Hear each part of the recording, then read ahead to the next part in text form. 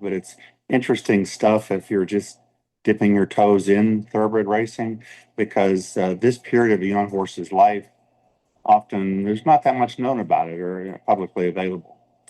But on a summary, when horses are purchased at a thoroughbred auction, be it Saratoga or Keeneland or whatever, they usually are then shipped here the day after they're purchased. When they get here, I usually like to give them about 2 days and kind of rest a little bit after the trip and the sale, and then we begin to break them. Uh, some situations would say, well, I want to give this young horse a month off or 2 weeks off to really get over the sale. I find it's a lot easier to start them sooner as long as they're healthy. Everything here gets their temperature taken every morning. So these horses that arrive are part of that procedure. If they have a fever or if they're ill, then they get a little more time. But if they're healthy, I start. And I find that it's easier to teach them things if they are a little bit hungover or tired from what they've done.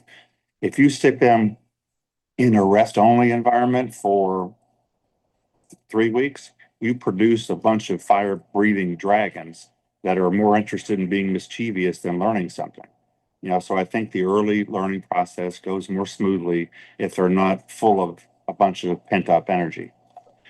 So in our world, from the time we start on day one, if they are of normal personality and normal learning curve and not troublemakers or obstinate, they're going to make their first appearance to the racetrack in about a month or 4.5 weeks or something like that. And, breaking is a term that's used to teach young horses things.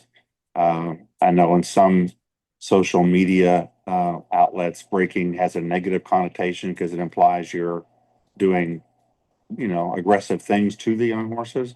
Or like if you happen to watch old Westerns or Yellowstone, it's nothing like that scenario. In Yellowstone, they're going to bring the most rank, nasty young horse they can find out into a small corral or paddock, put a saddle on, throw a cowboy on, and let them buck until they're tired. Hopefully, the horse and cowboy would survive.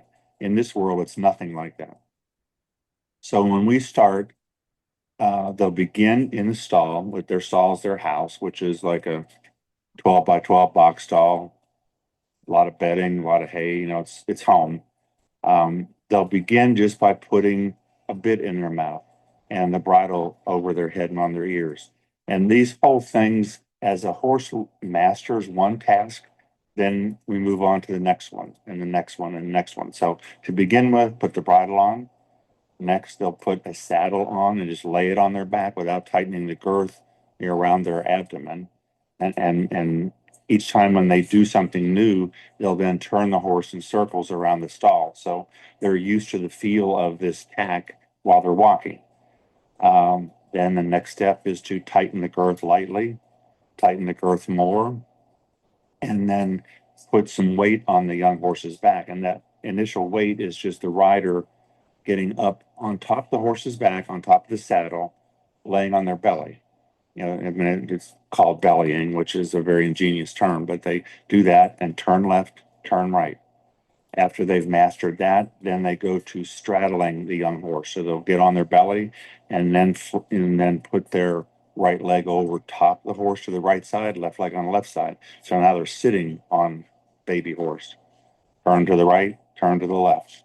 And again, I have, 12 riders. They're all very good at this. And they know I'm not going to micromanage. Okay, today's Wednesday. Yesterday you did X, Y, or Z. Today we're going to do A, B, and C. They know to go on to the next step as soon as the past step has been mastered. Sometimes a young horse needs a little more time at lesson 4 or whatever. But if they need more time, they get more time. But basically, each rider knows to progress to the next level without rushing. You don't want to take a third grader and put them in sixth grade and think that things are going to end well. They need to learn a little bit at a time and go on through. So after they master the rider on their back, turning left, turning right in the stall, the next thing is to come out into the shed row of the barn. And the shed row is kind of a sandy dirt runway that goes around the stalls. So in the shed row, then they'll be on their back and they'll ride around the barn that way, usually with two or three of them head to tail like a bunch of camels, follow your buddy in front of you. And they'll go around the barn to the left. They'll walk around the barn, then they'll jog or trot around the barn, then they'll reverse, go the other direction, walking, jogging, until they get that whole thing mastered. And everything is working towards teaching them basic life skills for being a racehorse. Stop, go, turn right, turn left, turn right again, turn left again, etc. So then after they master the round pen, the shed row, then that next step is to go to a round pen, which is adjacent to each training barn. And the round pen is like a big oval attic with pretty high walls. And they'll go in that round pen in pairs or threes, and they'll jog left, jog right. Then they'll start to canter left around this turn, reverse, canter right around this turn until they master all of that. Next steps go out to a grassy paddock. And in the paddock, they're in pairs or trios, and they learn to do figure eights where they're turn left, turn right, turn left, turn right, follow me, and stop, and all these sort of things. So once they master that, we're getting to the last step if we're going to the racetrack is to go to the racetrack. And now approximately a month has passed. If they're nervous, slow learners, uh, troublemakers, it's going to take 5-6 weeks to get to that level. But they go to the racetrack when they're ready to go to the racetrack. They'll go in pairs to the racetrack, and they're going to go on to the track and just go around one time. So they're with their buddy, they're seeing all this new world, so they're going to look at things. Um, and the idea is to get them safely around there, let them look around, and nobody panics, nobody jumps the rail into the infield. Get around and get this one extra level of education. Right next to the entrance to our racetrack, there's a small two-stall starting gate. And almost from the first day they go out there, they learn to walk through that little starting gate.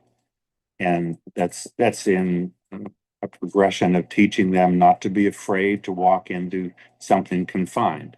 Because if you're watching the races, walking into that stall can be intimidating to some horses. So we like to teach them right from the beginning, you're going to be asked to go into this thing. It's going to seem kind of small to you, but it's not going to bite. And so then they'll walk through this gate day after day after day till it becomes second nature. Just walk right through the gate and they don't care. Um, at that point, when they're going on the track and getting around once or so, that will last for maybe 2 weeks. And after they've mastered that, they go onto the track, and it's called backing up, but they're going opposite the general flow of the horses that are training. And that's to allow them to see oncoming traffic and learn not to be afraid of oncoming traffic. When horses, historically or in the wild, if there's trouble, they're all running away from trouble the same direction. They don't want to face any adversity. They're going to turn and wheel and run. And for thoroughbred horses, probably 80 or 90% of them could care less about the backing up. It doesn't bother them. But the ones that are afraid need to see that over and over again until they learn, no, nothing's going to hurt you. This is just another part of life. Invariably, when young horses go to the racetrack and they go onto the track day one, most trainers are going to have them back up on the outside rail to the half-mile pole and then turn around and gallop. If you're unlucky enough to have never seen oncoming traffic, while you're backing up the first day at Saratoga, 2 or 3 horses are breezing on the inside rail. That horse that wants to be afraid can be really afraid and spin around 2 or 3 times, drop rider or running loose on Saratoga. So we try to avoid that with our grads so they're well prepared not to be afraid of that situation.